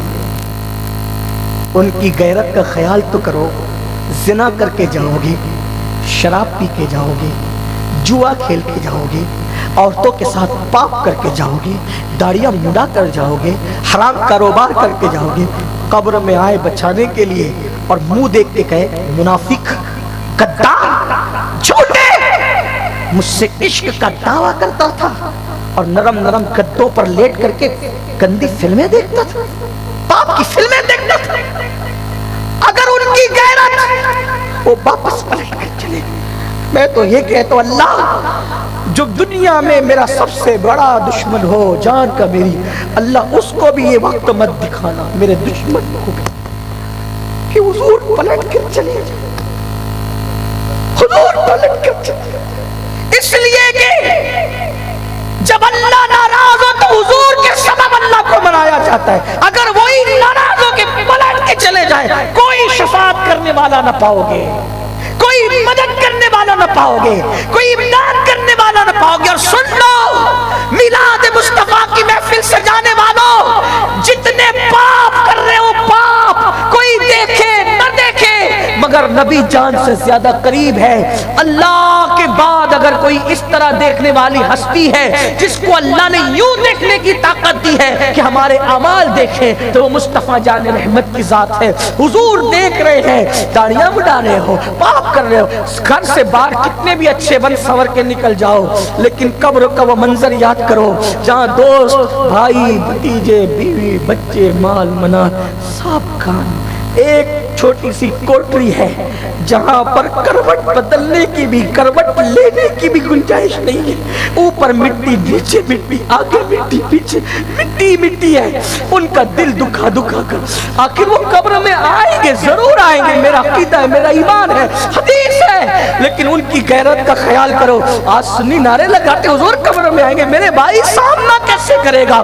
सरकार नज़मी के वो 2 मिसरे के उनका सामना मैं قبر میں ان کا سامنا کس طرح کروں؟ اس طرح انہوں نے کہا ہے دل اڑا سا جاتا ہے سن سن سنن میرا، اس طرح سے لوگوں کے دل اڑتے ہیں۔ ارے میرے بھائی، لوگ تو حضور کی سنہری جالیوں کے سامنے ہمت نہیں کرتے۔ امام یوسف نبہانی، ان کی بیوی نے 70 سے زائد مرتبہ حضور کا دیدار کیا، لیکن امام یوسف نبہانی اتنے بڑے عاشق رسول، عرب کی دنیا میں ان کو مجدد 14ویں صدی کا لوگ کہتے ہیں، کبھی سنہری جالیوں کے سامنے کھڑے نہیں ہوئے۔ لوگوں نے پوچھا کیوں نہیں جاتے؟ کہتے ہمت نہیں ہوتی، منہ کیا دکھاؤں؟ جو سنہری جالیوں کے پاس منہ دکھانے نہیں جا سکتے، اتنے قریب سے قبر میں حضور کا دل، ہم نے کیا کیا ہے؟ ان کی غیرت۔ جب وہ تعلیم امت کے لیے، پھر سن لے، تعلیم امت کے لیے سیدہ کے گھر سے واپس جا سکتے، تعلیم امت کے لیے، اگر اپنی قبر سے چلے گئے تو 10واں 20واں تیجا چہلم لوگ کرتے رہیں گے، کچھ کام نہیں آئے۔ اگر وہ ناراض ہو کے چلے گئے تو نہ تمہارے اوپر چڑھی ہوئی چادریں تمہیں نجات دے سکتی ہیں، نہ تمہارے اوپر چڑھے ہوئے پھول تمہیں نجات دے سکتے ہیں، نہ تمہاری قبروں میں چڑھنے والے سندل تمہیں نجات دے سکتے، اس لیے کہ واللہ اگر وہ راضی ہے اور کچرے کی کنڈی کے پاس بھی لوگوں نے تمہیں دفن کر دیا تو تمہارا بیڑا پار ہے، اور اگر وہ ناراض ہو کے چلے گئے تو پھر تاج محل کی گنبد کے اندر بھی سونے والوں، وہاں تمہیں کوئی کامیابی نہیں مل سکتی، اس لیے ان کو منا لو، ان کو راضی کر لو۔ جو بات اختتام کو کہنے چلا تھا، جنہوں نے ان سے عشق کیا ان کی پوزیشن کیا تھی؟ ان عشق کرنے والوں میں ایک نام ہے، بس اس سے بات مکمل ہوگی، حضرت سیدنا زید ابن حارثہ رضی اللہ عنہ۔ یہ میرے نبی کے وہ ہیں جنہیں حضور نے اپنا بیٹا کہا تھا، اور بیٹا کیوں کہا؟ اس کا بیک گراؤنڈ یہ ہے کہ ان کو ننیال جاتے ہوئے، جلدی جلدی سے پڑھ رہا ہوں، ننیال جاتے ہوئے ڈاکوؤں نے ان کی امی کے ساتھ لوٹ لیا، ان کو بیچ دیا۔ اس وقت تو لوگ بیچ دیتے تھے، غلاموں کا دور تھا، بیچ دیا۔ تو سیدہ خدیجہ کے ہاتھ آئے، زید چھوٹی عمر میں آ گئے تھے، بڑی پیاری ہستی ہے، پورے قرآن میں ایک ہی صحابی کا نام ہے حضرت زید کا، ان کا نام لے کر اللہ نے، سوچے نا کیا ہستی ہے، کتنی پیاری ہستی۔ تو بچپنا تھا، ان کے والد ان کو جب سیدہ خدیجہ کے پاس غلام بن کر آئے، حضور سے نکاح ہوا اماں خدیجہ کا، تو اماں خدیجہ نے تحفے میں زید کو، بہت خوبصورت تھے زید، بہت حسین تھے، جمیل تھے، اماں خدیجہ نے پیش کر دی۔ حضور کا سامنا ہوا، حضور کے قریب آئے، حضور ہی کے ہو گئے، آقا ہی کے ہو گئے۔ ان کے والد ڈھونڈتے ڈھونڈتے آئے، سرکار سے کہا میرا بیٹا آپ کے پاس ہے تو میں اس کو لینے آیا ہوں۔ سرکار نے فرمایا اگر زید جانا چاہیں تو میں اسے نہیں روکوں گا، اور اگر نہ جانا چاہیں تو آپ دباؤ نہیں بنا سکتے۔ حضور نے کہا زید ادھر آؤ۔ حضرت زید آئے، کہیں نہیں پہچانتے ہو؟ حضور یہ میرے ابو ہے، یہ میرے چچا ہے، یہ تمہیں لینے آئے ہیں۔ حضور کے پیچھے آ گئے، میں نہیں جاؤں گا۔ ہائے ہائے، ابھی اعلان نبوت نہیں ہوا ہے، حضور پیار کتنا دیتے۔ زید نے کہا حضور میں نہیں جاؤں گا۔ ارے تمہارے ابو آئے لینے کے لیے۔ باپ نے کہا زید تیرے لیے رو رو کر میں تھک گیا ہوں، اور تو کہتے نہیں آؤں گا۔ تو کہا بابا جو پیار تجھ سے نہیں مل سکتا وہ پیار انہوں نے مجھے دیا، میں نہیں آؤں گا آپ کے ساتھ۔ آئے کیا پیار ہے نا، کیا محبت۔ لوگ محبتوں کا صلہ کون کس کو کیا دیتا ہے، لیکن یہ میرے آقا کے اصحاب مصطفیٰ، انہوں نے محبت کی ہے، محبت کی۔ اس لیے میں لوگوں سے کہتا ہوں جب آپ 1500 سال کے بعد پیدا ہو کر فجر پڑھ کے نبی کا دل خوش نہیں کر سکتے، انہوں نے جانے دیے، ان کے لیے بک بک نہ کیا کرو۔ آپ سے گناہ نہیں چھوٹتا نبی کی محبت میں۔ انہوں نے مکے جیسا وطن چھوڑا، انہوں نے باپ چھوڑا، بھائی چھوڑا، سب تو چھوڑا، انہوں نے حضور کے ہوئے۔ اور آج 14ویں صدی اور 15ویں صدی کے چھوکرے انٹرنیٹ پر ہی آیا، انٹرنیٹ پہ کیا آیا، ہمارا مسلک انٹرنیٹ کا محتاج ہے؟ نہیں، ہمارا مسلک یہ ہے تیرے غلاموں کا نقش قدم رائے خدا وہ کیا بہک سکے جو یہ سراغ لے کے چلے، اور لحد میں عشق رخ شہ کا داغ لے کے چلے۔ اندھیری رات سنی تھی چراغ لے کے چلے، جنا بنے گی محبان چار یار کی قبر جو اپنے سینوں میں یہ چار باغ لے کے چلے۔ چلے، میں اپنے جوانوں سے کہتا ہوں کوئی نئی بات لے کر کے آئے، اس سے پوچھو جو تم کہہ رہے ہو کیا کبھی غوث پاک نے کہی، کبھی غریب نواز نے کہی، وارث پاک نے کہی، شاہ برکت اللہ نے کہی، مخدوم اشرف جہانگیر سمنانی نے کہی، اور ان سب کے مسلک کی ترجمانی کرنے والے 14ویں صدی کے مجدد امام اہل سنت نے کہی، اگر لائے تو بتاؤ، ورنہ ہم کوئی نئی بات قبول کرنے کے لیے تیار نہیں ہے۔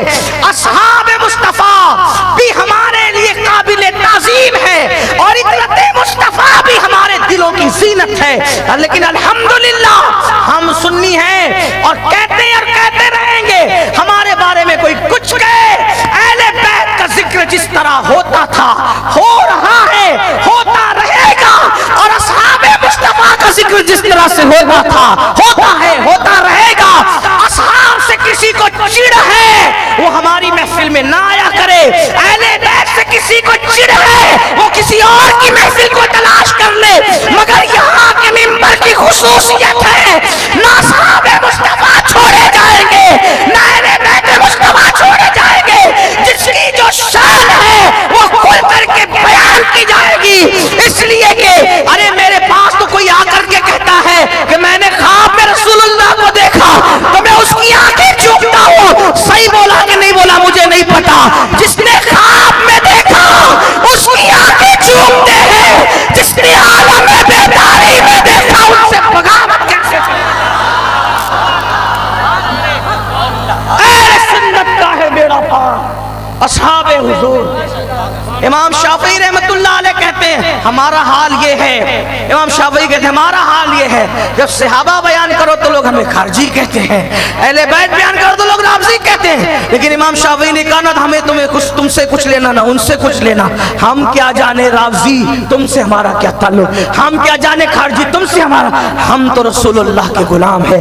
ارے ایسے غلام ہیں حضور اونٹ کے چمڑے کو اگر نالین بنا کے پیروں میں پہن لیں ہم تو اس کی بھی تعظیم جانتے ہیں میرے عزیز، ہم تو اس کی بھی تعظیم جانتے ہیں۔ اصحاب مصطفیٰ اور اہل بیت کی تو شان ہی نرالی۔ تو بہرحال بات جو ان کو پہنچتی وجہ کہ زید نے کہا میں نے نہیں جانا، اے آقا میں نے ابھی تو اعلان نبوت میں نے نہیں جانا، حضور نے اس پر یہ کرم فرمایا، اس بات پہ کرم کیا کہ تو نے باپ کو چھوڑا میرے، توجہ کر وہ کیسے نوازتے ہیں، دل رکھنا کوئی ان سے سیکھے، تو نے میرے لیے باپ کو چھوڑا نا زید، آ میں تجھے بیٹا بنوانا، تو نے باپ کو چھوڑا، آج سے تو میرا بیٹا ہے۔ لوگوں نے زید بن محمد کہنا شروع کیا اس وقت تک جب تک کہ آیت ختم نبوت کا نزول نہیں ہو گیا، ٹھیک، اس کی کوئی تفصیل نہیں کیس کر سکتا بھی۔ تو اب وہ رہنے لگے، حضور کو بہت محبت تھی ان سے، ان کے بیٹوں سے بہت محبت، بلکہ ان کے بیٹے جو تھے حضرت اسامہ بن زید چھوٹے سے تھے، تو ایک بار حضور کہتے ہیں یہ کتنا خوبصورت دکھتا ہے اسامہ، اگر یہ لڑکی ہوتا تو ہم اس کی شادی کرتے، اس کو اپنے ہاتھ سے زیورات پہناتے، اتنا پیار تھا اتنی۔ اور ایک بات آپ کو بتاؤں، یہ خاندان زید کا اتنا محترم تھا صحابہ کے نزدیک، اگر یہ لوگ کچھ بھی کرتے تھے نا تو صحابہ ان کو ٹوکتے نہیں تھے۔ آج کل لوگ خیال نہیں کرتے نسبتوں کا۔ ایک مرتبہ عبداللہ ابن عمر نے دیکھا، توجہ، عبداللہ ابن عمر نے دیکھا، توجہ کرنا مسلک کیا ہے، عبداللہ ابن عمر نے دیکھا کہ ایک شخص آ رہا ہے جس کی لنگی ٹکنے کے نیچے، کس نے دیکھا؟ اور یہ عبداللہ ابن عمر بہت کٹر اور بہت سخت تھے معاملات میں، سنت کے خلاف جو دیکھا بس بول دیا۔ تو آپ بیٹھے ہوئے تھے، دیکھا کہ وہ کوئی لنگی پہن کے آ رہا ہے، اس ٹکنے کے نیچے لنگی، اپنے خادم سے کہا اس کو آنے دے، اس کی خبر لیتا ہوں، لیکن جیسے ہی آئے عبداللہ ابن عمر نے گردن جھکا۔ توجہ کرنا، یہ ہے عشق، یہ ہے محبت، یہ ہے مسلک، یہ ہے مذہب، یہ فکر اصحاب۔ لنگی نیچے دیکھی تو دور سے کہا اس کو آنے دے، خبر لیتا ہوں۔ جب آ گئے، اچھا یہ بھی بات اپنی طرف سے نہیں کہہ رہا، اس کو بھی امام اہل سنت نے فتاوی رضویہ میں لکھا ہے، یہ بات یاد رکھنا۔ ہمیں کوئی پڑھا لکھا ہونے کا کوئی دعویٰ تو نہیں ہے، پیر قادری فقیر غوث پاک کے در کے، لیکن اتنا تو ہے کہ ہم نے بھی کچھ خوشچینی کی ہے اور امام کو پڑھا الحمدللہ، اور بہت پڑھا ہے۔ امام لکھ رہے ہیں کہ حدیث لکھ رہے ہیں کہ آئے، دور سے دیکھا تو لنگی نیچے تھی تو کہا خبر لیں گے، جب وہ آ گئے گردن جھکا لی، کچھ نہیں۔ خادم نے کہا بولتے کیوں نہیں؟ اور تجھے نہیں پتا یہ اسامہ بن زید کا بیٹا ہے، اور اسامہ بن زید کو حضور اپنا پوتا، جو وہ اسامہ بن زید کو حضور اپنا پوتا کہتے تھے، چونکہ زید بن حارثہ کو اپنا بیٹا کہتے تھے. تو جو رسول اللہ کا منہ بولا پڑ پوتا ہو، میں اس کی اصلاح کیسے کر سکتا ہوں؟ اب مجھے بتائیں، جو زید کی نسبت سے اولاد ہو اس کے لیے صحابہ کے ادب کا یہ عالم ہے، جو سیدہ فاطمہ کے خونی نسبت کی بنیاد پہ اولاد ہو پھر ان کے ادب کا عالم ہے. آج تو سب کھیل بن گئے نا، ایسی باتیں کرتے ہیں جیسے کلاس میٹ کے لیے کر رہے ہیں، ایسی باتیں کرتے ہیں جیسے کلاس میٹ کے لیے کر رہے ہیں، ایسے نام لیتے ہیں جیسے کسی عامی جامع پان دکان اور کسی ٹھیلے والے کا نام. یہ حال ہے مسلمانوں، عشق ہے تو ادب آ ہی جاتا ہے. اور یہ کسی معمولی انسان کا نہیں، عبداللہ ابن عمر کی بات کر رہا ہوں، اٹھا کر کے دیکھ لو فتاوی رضویہ. یہ نہ ملے تو ذمہ دار ہے، اس لیے ادب سیکھو، ادب. اور پھر یہ پھر کہہ رہا ہوں، اسامہ بن زید میں خون رسول نہیں تھا. جب اسامہ بن زید کی اولاد کے لیے ادب یہ ہے، تو پھر سیدہ فاطمہ کے لیے، مولا علی کے لیے، حسنین کریمین کے لیے ادب کس منزل پر ہونا چاہیے. بہرحال تو زید سے کہا تو میرا بیٹا ہے. پھر زندگی گزرنے لگے، پھر بہت ان کی بات تھی، ان کا نکاح بھی خود ہی کرایا اور پھر بہت تفصیل ہے. زید کو بھیجا جنگ پہ، عشق بہت کرتے تھے حضرت زید کو بھیجا جنگ پہ. جنگ موتا تھی، حضرت زید بن حارثہ اور حضرت جعفر طیار اسی میں تھے، عبداللہ ابن رواحہ اسی میں تھے، بڑے بڑے خالد بن ولید اسی میں. اسی جنگ میں خالد بن ولید کو سیف اللہ کا خطاب ملا. تو اب لیکن سننا عشق والوں کی بات، اور جملہ مکمل اور بات مکمل. حضرت زید کو دشمنوں نے پکڑا، توجہ کر، حضرت زید کو دشمنوں نے پکڑا، گردن پہ تلوار رکھی اور ذبح کرنا چاہتے. تلوار رکھ کے زید، جیسی گردن پہ تلوار آئی تو کسی دشمن نے کہا زید تو اپنے بچوں سے بہت پیار کرتا ہے، اپنے گھر والوں سے بہت پیار کرتا ہے، تیری گردن پہ تلوار ہے کیسا لگ رہا ہے؟ کیا تو یہ نہیں سوچتا کہ جہاں تو ہے، سننا عشق والوں کی شان، جہاں تو ہے وہاں محمد آ جائیں، جہاں تو ہے یہ تلوار وہاں محمد آ جائیں، اور تجھے چھوڑ دیا جائے تو اپنے بچوں میں جا کر کے عیش اور آرام کرے. اس کیفیت میں بھی زید چلائے، او کتو، لہجہ دے، او کتو، یہ کہتے ہو کہ جہاں میں ہوں میرا محبوب ہے اور مجھے آزاد چھوڑ دیا جائے؟ میری تمنا تو یہ واللہ، یہ ایک جان کیا، اگر اللہ مجھے ہزاروں جانے دے تو ان ہزاروں جانوں کے ٹکڑے ٹکڑے ہو جائیں، لیکن ایک مرتبہ میرے محبوب کے تلوے میں کبھی کانٹا بھی نہ چبھے، میں ان کے تلوے میں کانٹا بھی نہیں دیکھ سکتا. ویراول والو، ایک جملہ سن کر بات مکمل کر لو کہ زید نے عشق کیا، میرے نبی کے تلووں میں کانٹا بھی نہیں دیکھ سکتے، اپنے ٹکڑے کروا سکتے ہیں، اور ہم نے عشق کیا اور روزانہ نبی کے دل پر ہزاروں تیر گناہوں کی وجہ سے زخموں کے برسا رہے ہیں اور دل کو چھلنی چھلنی کر رہے ہیں. کیا یہی عشق ہے؟ عشق یہ نہیں، عشق تو یہ ہے نمازی بنو، جو چیزیں ان کو اذیت پہنچاتی چھوڑ دو. اگر ایسے عاشق بنو گے انشاءاللہ پوری دنیا میں غلغلہ اسلام کا ہوگا. تیسری جنگ کیا چوتھی پانچویں کچھ بھی آ جائے میرے عزیز، ان کے عاشق کے لیے توجہ کر، ان کے عاشق کو، ان کے عاشق کو، ان کے عاشق کو میدان محشر میں عذاب کے فرشتے ڈھونڈ نہ سکیں گے تو یہ دنیا کے دشمنوں کی اوقات کیا ہے؟ استاذ زمن کہتے ہیں ڈھونڈا ہی کرے صدر قیامت کے سپاہی، ڈھونڈا ہی کرے صدر قیامت کے سپاہی، وہ کس کو ملے جو تیرے دامن میں چھپا ہو. ان کے دامن میں چھپنے والوں کو قیامت کے دن عذاب کے فرشتے کچھ نہیں کر سکتے، یہ عالمی جنگیں کیا بگاڑ سکتی ہے، لیکن ان کے دامن میں آنے کے لیے گناہ سے نکلنا پڑے گا، تب ان کا دامن نصیب ہوگا. اللہ ہم سب کو توفیق دے. گفتگو کے درمیان کوئی غلطی ہو تو اللہ معاف فرمائے. استغفر اللہ وما علینا الا البلاغ. السلام.